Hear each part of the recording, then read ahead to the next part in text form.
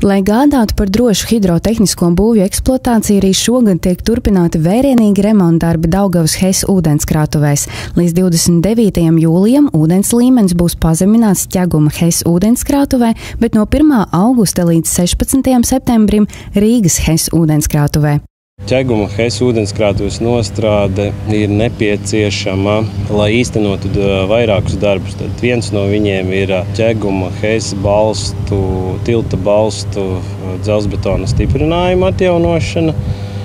Un otrs ir Pļavņu HES atvadkanāla labā krasta nogāzes stiprinājuma atjaunošana.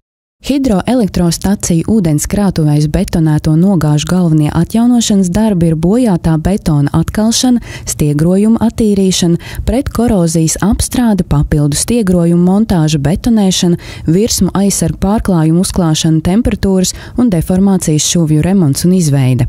Šie darbi tiek plānoti vasaras periodā vairāku apsvērumu pēc. Pirmais ir tāpēc, ka vasarā ir vismazākā ūdens pietece upē.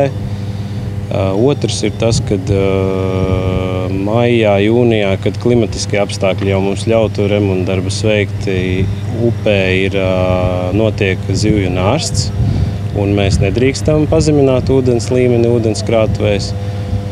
Un nākamais ir šis racionālais finansu izlietojums, jo, protams, izmantojot mūsdienu tehnoloģijas, mūsdienu materiālus, mūsdienu metodas, darbus var veikt arī ziemā, bet tas sadārdzinās vairāk kārtīgi šos darbus.